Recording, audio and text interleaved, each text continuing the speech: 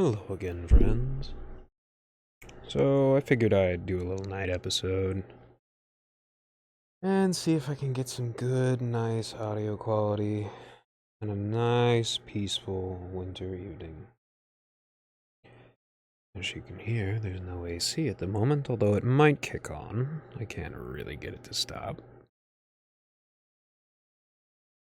Not at least since I accidentally washed the remote in a pair of pants. Pretty typical. And the touchscreen started to get really buggy, which recently has fixed itself a bit, but at the moment I'm quite afraid of turning off. Might not turn back on. So we'll just have to deal with just a touch of that. Today I wanted to go over Celtiberian history, or Celtiberian, if you will. You know, it's probably easier to say Celt in the Anglophonic, which is Germanic, tongue that seems to have taken quite well to America. And, you know, if you choose to say Celtic, or Celtic, it's surely a matter of preference and nothing else. Don't worry about nitpicking here and there. Only very, very, very low-minded people bother nitpicking things instead of elucidating on the history of things, and which tells you there is a contingency and it used to be something else and then it turned into that, and you can make it whatever you want, essentially. You know, English is sort of a open source language. So the Celtiberians were a mighty, mighty race of people. Celtic horse lords who went into Iberia and inbred with the native Iberian culture of the Tergilani, or the Tartessos. There was also another culture called the Agaric culture. And unlike the Tartessos, which is around southern Portugal, or the Tergilani, which is near north of Gibraltar, or the Carpetani, which is the southernmost reach of Celtiberian lands, the Agaric was an ancient people who lived in a almost permanent Neolithic state until the invasion of the Almoravids under the Cordoba Emirate, which would later become Andalusia, before the Reconquista, of course, splitting into Castile, Leon, Aragon, and Galicia to the north. Now, Galicia is fascinating. Galicia has a tremendous amount of Irish blood. It is essentially an Irish colony. And it's funny because you think, what do you mean an Irish colony? The Irish aren't colonialists. The Irish are the only colonized European power. Well, I don't even think either of those statements are true. I think there are tons and tons and tons of native European cultures, like the Czech culture, that have been colonized. And there's probably a lot of history of that in the Netherlands. Although the Frisians are very, very noble people, they were colonized. And the Vikings colonized all over the place, although they didn't really set up colonies as much as permanent settlements. This is lavender bath salts, by the way. Smells very good in the candle.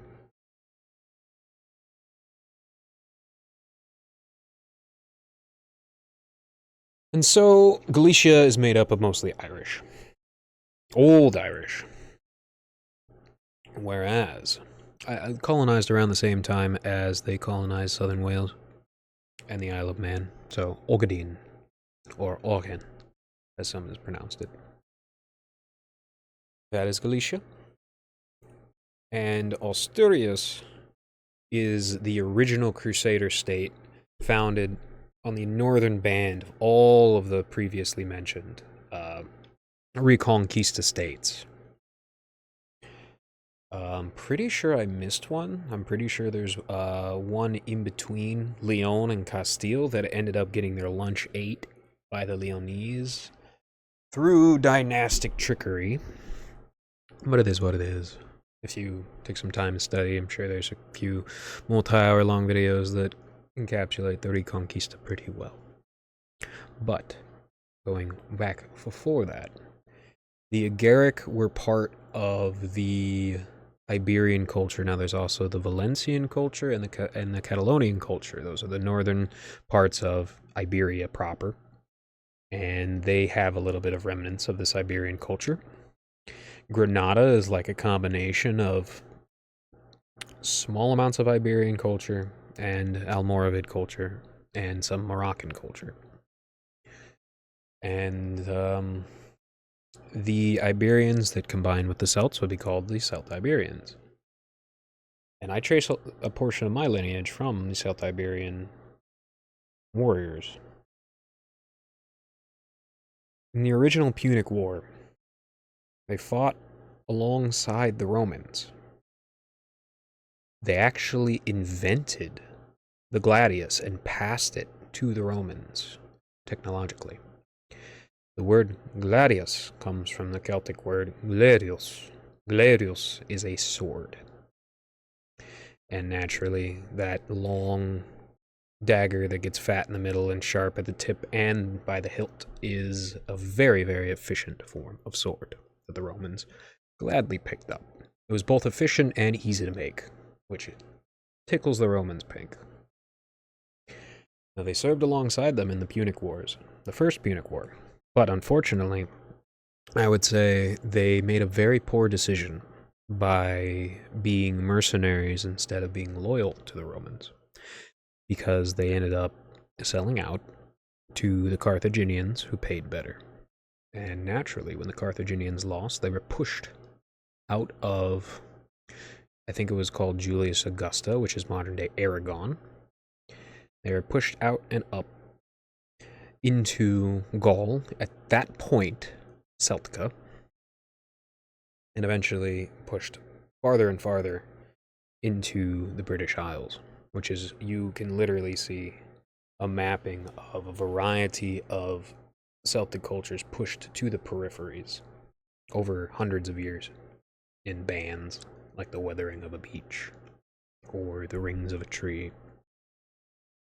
And that's where I come from, or at least part of my mother's father's lineage. Now, I think the first police as we know them, and I had this strange thought earlier, and it might be true, it might be wrong. The first police as we know them to be as they are, not guards or peacekeepers, but police, I assume, were the bowmen that guarded the Colosseum and made sure the blood games didn't get out of hand. That's, in my opinion, the first step to the lineage that creates the sort of police that can turn the Broward County Jail into a modern Guantanamo Bay, that can continue to serve in concentration camps that destroy the innocent and torture the weak. That is, I believe, a valid hypothesis for the origin of that. And I am very happy that Rome will never come to see the light again.